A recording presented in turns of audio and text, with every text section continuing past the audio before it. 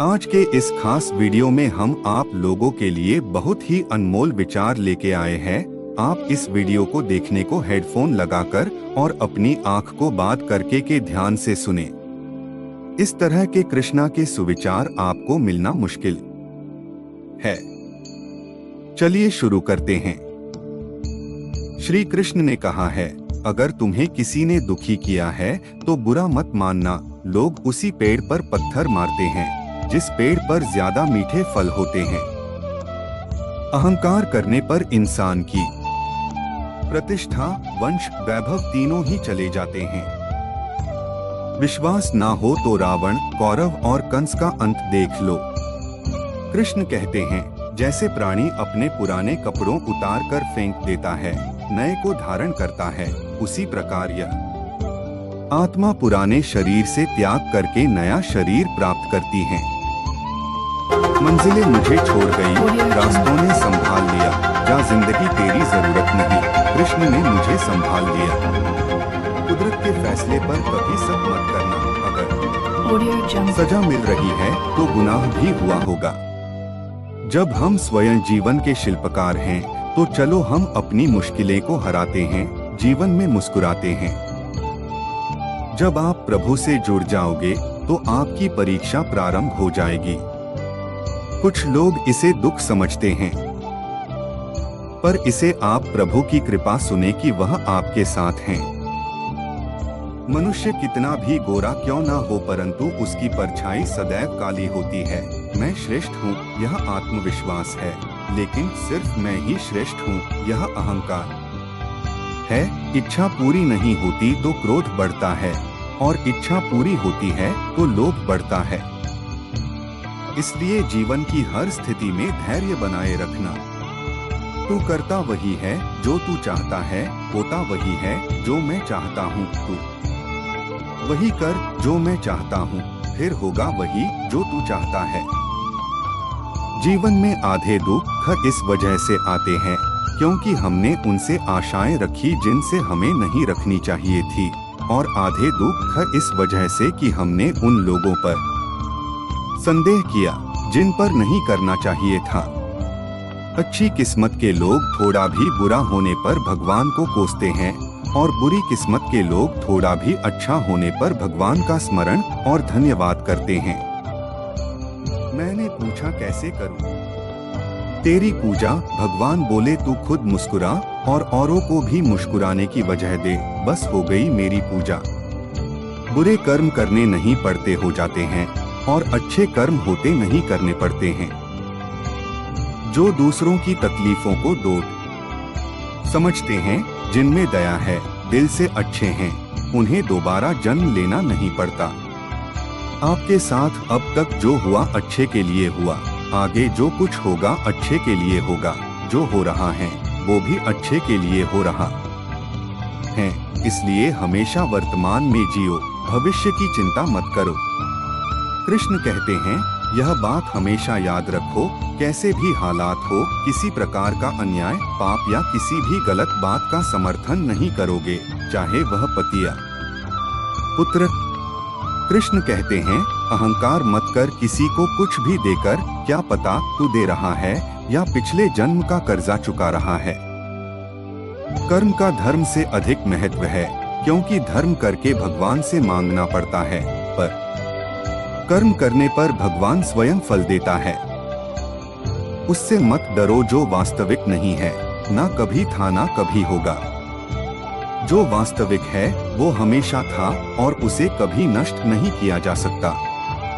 संबंध उसी आत्मा से जुड़ता है जिनका हमसे पिछले जन्मों का कोई रिश्ता होता है, वरना दुनिया के इस भीड़ में कौन किसको जानता है। मुंह से माफ करने में किसी को वक्त नहीं लगता, पर दिल से माफ करने में सारी उम्र बीत जाती है। जिंदगी के इस रण में खुद ही कृष्ण, खुद ही अर्जुन बनना पड़ता है। रोज अपना ही सारथी बनकर जीवन के महाभारत से लड़ना पड़ता है। खाली हाथ आए खाली हाथ वापस चले जाओगे। आज तुम्हारा है, कल किसी और का था, परसों किसी और का होगा। तुम जिसे अपना समझकर मगन हो रहे हो, बस यही प्रसन्नता तुम्हारे दुखों का कारण है। कृष्ण जी कहते हैं, जिस व्यक्ति को आपकी कदर नहीं, उसके साथ खड़े रहने से अच्छा है आप अकेले खड़े रहे। जिंदगी में सदैव अवसरों का आनंद लेना चाहिए, लेकिन किसी के भरोसे को तोड़कर नहीं। जिंदगी में कुछ फैसले बहुत सख्त होते हैं और यही फैसले जिंदगी का रुख बदल देते हैं। कृष्ण कहते हैं, जब जब संसार में धर्म की हानि होगी, अधर्म की विजय, तब तब मैं इस पृथ्वी पर अवतार लूंगा। याद रखना, अगर बुरे लोग समझने से समझ जाते तो बांसुरी बजाने वाला कभी महाभारत होने नहीं देता। जिंदगी में अच्छे लोगों की तलाश मत करो, खुद अच्छे बन जाओ, आपसे मिलकर किसी की तलाश पूरी हो जाए। दुनिया के सबसे ज्यादा सपने इसी बात पर तोड़े हैं, क्या कहेंगे लोग। जो एक गुनाह माफ ना करे वो है न्यायाधीश, जिसकी शरण में जाने से हजारों गुनाह माफ कर दे वो है द्वारिकाधीश। अच्छी किस्मत के लोग थोड़ा भी बुरा होने पर भगवान को कोसते हैं और बुरी किस्मत के लोग थोड़ा भी अच्छा होने भगवान का स्मरण और धन्यवाद करते हैं। हद से ज्यादा सीधा साधा होना भी ठीक नहीं है, क्योंकि जंगल में सबसे पहले सीधे पेड़ को काटा जाता है और टेढ़े पेड़ को छोड़ दिया जाता है। जिसने अपने मन पर विजय प्राप्त कर ली है, उसके लिए मन सबसे अच्छा मित्र है, लेकिन जो ऐसा करने में असफल रहा है, उसके लिए मन सबसे बड़ा शत्रु है। परिस्थिति बदलना जब मुमकिन ना हो तो मन की स्थिति बदल लीजिए, सब कुछ अपने आप ही बदल जाएगा। चाहे कितना भी बुरा क्यों ना हो तुम्हारे साथ, पर यकीन रखना इसमें भी ईश्वर ने कुछ अच्छा ही सोचा होगा तुम्हारे लिए। तुम्हारा क्या गया जो तुम रोते हो? तुम क्या लाए थे जो तुमने खो दिया? तुमने क्या पैदा किया था जो नाश हो गया? न तुम कुछ लेकर आए, जो लिया यही से लिया, जो दिया यही पर दिया, जो लिया इसी ईश्वर से लिया, जो दिया इसी को दिया। प्रेम और आस्था दोनों पर किसी का जोर नहीं, ये मन जहाँ लग जाए वही ईश्वर नजर आता है। महाभारत युद्ध में कृष्ण भगवान यह दिखाना चाहते थे, पाप की हार होती है और सत्य की जीत। रिश्ते बड़ी शिद्दत से बुनने पड़ते हैं, बारीक रेशमी धागों की कारीगरी सबके बस की थोड़ी है।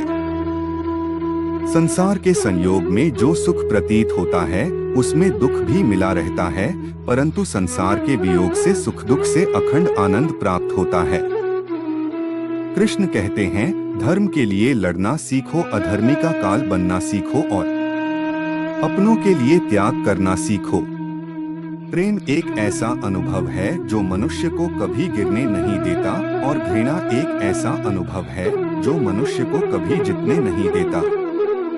हमें चिंता नहीं खुद की, उन्हें चिंता हमारी है। हमारे प्राणों के रक्षक स्वयं सुदर्शन चक्रधारी है।